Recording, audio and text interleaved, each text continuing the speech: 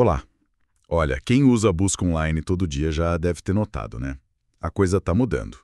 Não é mais só aquela lista azul de links. Agora, a gente vê respostas prontas, conversas com IA, tipo SGE do Google, né? A tal experiência generativa de busca. Ou quando a gente usa o Gemini, o ChatGPT.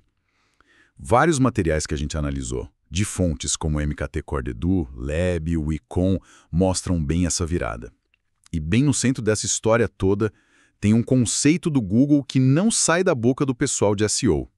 EEAT. As fontes que a gente viu, sabe? Guias, análises, todas apontam na mesma direção. Fortalecer o EEAT parece ser, assim, a chave para conseguir um lugar ao sol nessa nova era da busca com IA. Ok, então vamos tentar entender isso melhor. O que é exatamente esse tal de EEAT? E por que, de repente, ficou tão crucial assim? Ótima pergunta para começar. Então, EEAT é a sigla que o Google usa para 4 palavras em inglês. Experience, que é experiência. Expertise, que a gente pode traduzir como conhecimento ou especialidade. Authoritativeness, que é autoridade. E trustworthiness, confiabilidade. Pensa neles como 4 pilares, sabe? Que o Google e outras plataformas também usam para tentar medir a qualidade e, mais importante ainda, a credibilidade do conteúdo e de quem o criou. 4 pilares: experiência, expertise, autoridade e confiabilidade. Certo. Isso. E o primeiro E de experiência é até novo, né? Entrou oficialmente só no fim de 2022. Ele foca na vivência real, sabe? Na prática mesmo. O autor passou por aquilo sobre o que está escrevendo. Uma das fontes que a gente viu dá um exemplo ótimo. Imagina a diferença entre uma resenha de livro de alguém que leu de verdade e outra de alguém que só ouviu falar. Ou como outro material sugere, é compartilhar uma visão pessoal, tipo, olha, eu usei esse produto por 6 meses e aconteceu isso e isso comigo. É mostrar que você tem conhecimento de causa, que você viveu aquilo. Ah, entendi. É o famoso botou a mão na massa, né? Não ficou só na teoria. E o segundo E de expertise, como ele se diferencia? Exato, botou a mão na massa. Já a expertise, o segundo E, aí sim é mais sobre o conhecimento técnico, a habilidade que você demonstra, as credenciais, formais ou não. Aqui entra a formação, sabe? O histórico profissional, aquelas biografias de autor bem detalhadas que a gente vê às vezes. Então, uma das análises sugeriu até incluir, tipo, citações ou fazer parcerias com outros especialistas que são reconhecidos na área. Ajuda a reforçar, né? Basicamente é mostrar que você sabe do que está falando, que tem o conhecimento teórico e técnico. Entendi. Então, uma é a prática, a vivência, experiência. A outra é o saber, a qualificação, expertise. Faz sentido. E a autoridade, o A, onde ela entra? A autoridade, bom, ela é sobre a reputação. O reconhecimento que você ou sua marca tem no seu nicho, no seu setor, como os outros te enxergam. Isso muitas vezes é medido por sinais de fora, sabe? Quem está linkando para o seu site. São sites importantes, respeitados. Seu nome aparece em portais relevantes. Algumas fontes até falam da importância de ser uma entidade reconhecida naqueles grafos de conhecimento, que são tipo uns bancos de dados gigantes que o Google e outras IAs usam, tipo a Wikipedia, o Knowledge Graph do próprio Google. Pensa, por exemplo, na reputação da Harvard Medical School, que foi citada num guia. Quando eles publicam algo sobre saúde, a autoridade é quase automática, né? Certo. A autoridade, então, é mais sobre esse reconhecimento externo, a reputação no mercado. E, para fechar a sigla, a confiabilidade, o T, trustworthiness. A confiabilidade, ela é meio que o coração disso tudo. É o resultado da soma dos outros 3, mas também tem seus próprios indicadores. Envolve a segurança do site, hoje em dia ter HTTPS é o básico do básico, né? Mas também a precisão da informação que você passa, a transparência, quem está escrevendo, quem está por trás daquele site ou daquela empresa, citar fontes que são confiáveis para suas afirmações e, claro, ser citado por elas também ajuda muito a construir essa confiança. Vários materiais reforçam ter informações de contato caras, uma página sobre nós que seja completa, mostrar avaliações de clientes, depoimentos, tudo isso conta ponto para confiabilidade. E o que eu acho fascinante, sabe, é que quando o Google adicionou o E de experiência, ele sinalizou que está valorizando ainda mais essa perspectiva humana real, a pessoa por trás da informação. Realmente, essa combinação experiência, expertise, autoridade e confiabilidade parece bem completa. Mas aí vem a pergunta que não quer calar, né? Por que isso ficou tão vital agora? Com essa explosão das IAs generativas, tipo o SG, que já dão respostas mastigadas, parece que EAT virou a palavra da moda, todo mundo falando disso. Pois é, e a conexão é direta. Isso tem tudo a ver com o jeito que essas IAs funcionam e com um campo novo que está surgindo, o tal do Geo-Generative Engine Optimization, que basicamente é otimizar conteúdo pensando nesses motores de IA. As análises que a gente viu explicam bem. Os LLMs, os grandes modelos de linguagem que estão por trás dessas IAs, eles precisam desesperadamente de fontes de informação que não sejam só relevantes, mas que sejam, acima de tudo, confiáveis e seguras. Imagina o risco, né? Uma IA dando um conselho médico errado ou uma dica de investimento furada. Ninguém quer isso. Claro, o potencial de dar errado é gigantesco. Exato. E aí, como essas IAs decidem em quem confiar? Mesmo que elas não tenham lá um medidor de EAT com esse nome exato, os sinais que elas procuram na web para escolher o que usar nas respostas, eles são muito, muito parecidos com esses 4 pilares. Uma das fontes mais técnicas mencionou o RAG, Retrieval Augmented Generation. É basicamente um jeito que a IA usa para não ficar só com o conhecimento antigo dela. Ela vai na web, busca informações novas e relevantes em tempo real para poder gerar a resposta, e nesse processo de buscar e escolher informação, adivinha, a credibilidade que a IA percebe na fonte, que está super ligada ao EAT, é um fator-chave na decisão. Então, o EAT acaba funcionando como um selo de qualidade, que ajuda a IA a pescar as melhores informações na web para montar as respostas dela. Exatamente essa é a ideia. E o objetivo do GEO é justamente esse, fazer o seu conteúdo ser visto como essa fonte de confiança, a fonte preferida da IA.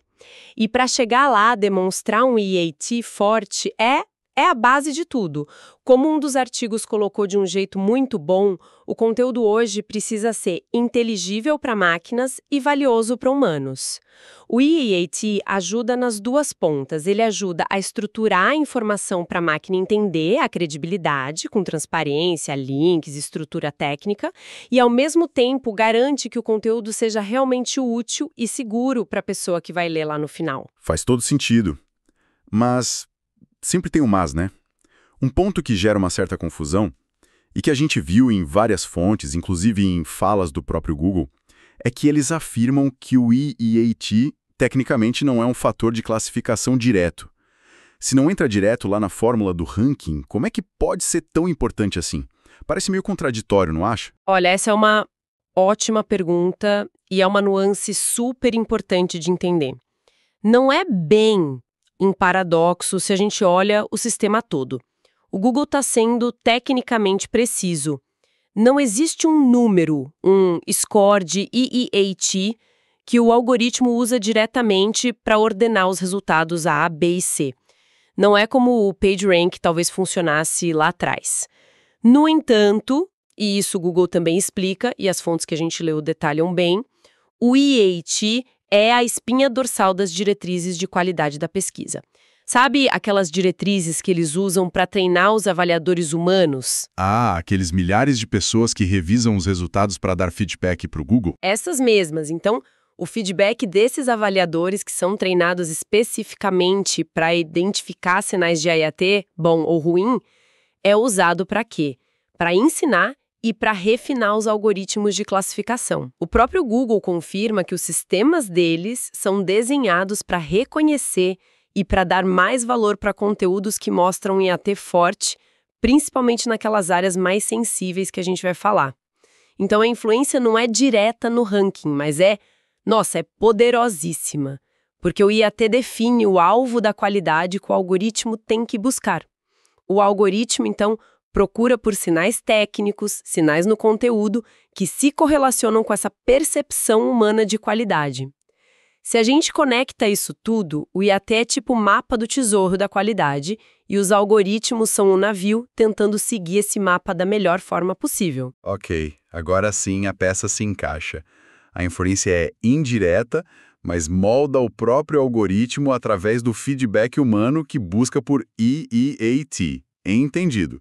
Isso tudo nos leva, claro, para a parte prática da coisa. Sabendo disso tudo, o que dá para fazer concretamente para fortalecer o EEAT de um site, de um artigo, de um conteúdo? Quais são as dicas práticas que saltam aos olhos nessas análises todas que a gente fez? As fontes trazem, sim, um conjunto bem claro e consistente de ações. Se a gente tentar agrupar as recomendações de todos esses materiais, os guias, as análises técnicas, os artigos sobre o Helpful Content System, dá para pensar em alguns princípios-chave. Ótimo. Quais seriam esses princípios? O primeiro grande princípio, eu diria, é: mostre quem você é e o que você sabe. Ou seja, transparência total sobre a autoria. Isso significa colocar os nomes dos autores de forma clara, ter mini-bios que destaquem a experiência real, lembra do primeiro E? E o conhecimento, o segundo E, que são relevantes para aquele assunto específico, links para perfis profissionais, redes sociais, tudo ajuda. E, claro, demonstrar essa expertise no próprio conteúdo. Usar relatos em primeira mão, apresentar estudos de caso, trazer dados originais, estatísticas e sempre citar fontes que sejam fortes para embasar o que você diz. É para não deixar dúvida de que tem gente real e qualificada por trás daquilo. Certo. Transparência sobre quem fala e demonstração clara do conhecimento no conteúdo. Faz sentido. Que mais? O segundo princípio poderia ser algo como: construa uma credibilidade que possa ser verificada. Aqui entram tanto a autoridade quanto a confiabilidade, o A e o T. Isso passa por conseguir reconhecimento de fora, como links de outros sites que sejam relevantes e tenham qualidade. As fontes falam muito de relações públicas digitais, guest posts, menções em portais conhecidos também contam, presença em diretórios importantes, tipo Google Business Profile, Bank Places e, claro, os sinais de confiança dentro do seu próprio site. O básico de segurança HTTPS, informações de contato fáceis de achar, políticas claras, privacidade, etc. E também coletar o que chamam de prova social, avaliações de clientes, depoimentos, aquele conteúdo gerado por usuário, o UGC, que algumas fontes destacam bastante. Ok, então a credibilidade tem que ser vista tanto por sinais externos, como links e menções, quanto internos, como segurança e prova social. Parece bastante trabalho, né? Principalmente para quem está começando ou tem um site menor. Como priorizar isso? É um ótimo ponto. Realmente, construir autoridade, especialmente a externa, leva tempo. Não acontece do dia para a noite. Para quem está começando, talvez o foco inicial deva ser na transparência, quem somos, quem escreve, em demonstrar muito bem a expertise dentro do próprio conteúdo, mesmo que seja um nicho pequeno, mostrar que você domina aquilo e cuidar muito bem dos aspectos técnicos de confiança, HTTPS, contato fácil, site seguro. A qualidade do conteúdo em si, nesse começo, é absolutamente fundamental. Entendi. Começar pelo que está mais ao alcance, transparência e qualidade interna. Exato. E isso nos leva direto ao terceiro princípio. Capricha na qualidade e na usabilidade técnica. O conteúdo, o texto em si, tem que ser excelente, tem que ser original, não pode ser cópia, tem que ser aprofundado, preciso, atualizado sempre que possível e, acima de tudo, útil de verdade para quem está buscando aquela informação. Alinhado com o que o Google chama de Helpful Content System, né? Conteúdo útil. Evitar aqueles títulos exagerados e sensacionalistas, focar na intenção real da pessoa que busca, usar uma linguagem clara, natural. E aí vem a parte técnica que várias fontes batem na tecla. Usar dados estruturados, o famoso esquema markup. Ah, o esquema. Aquele código que a gente coloca no site? Fontes técnicas são unânimes nisso. O esquema funciona como se fossem etiquetas, que você coloca no código para explicar para a IA de forma bem clara. Olha, IA, isso aqui é um artigo sobre X, quem escreveu foi Y, que tem essas qualificações e foi publicado pela organização Z. Isso ajuda demais a máquina a entender o contexto e a credibilidade da informação.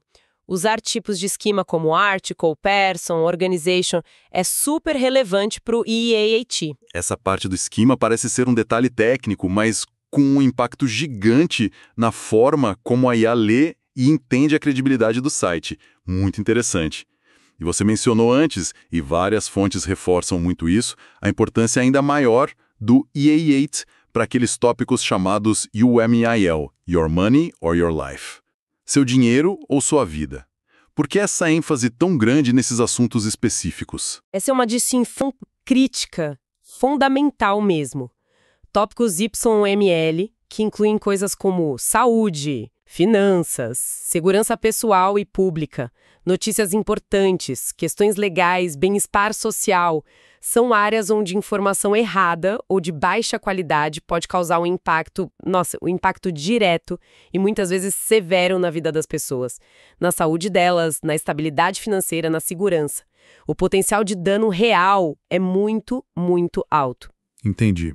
O risco é concreto. Exatamente por causa desse risco elevado, os padrões de EAT que o Google aplica e que as IAs que querem ser responsáveis também buscam aplicar são extremamente mais rigorosos para conteúdo IMIL.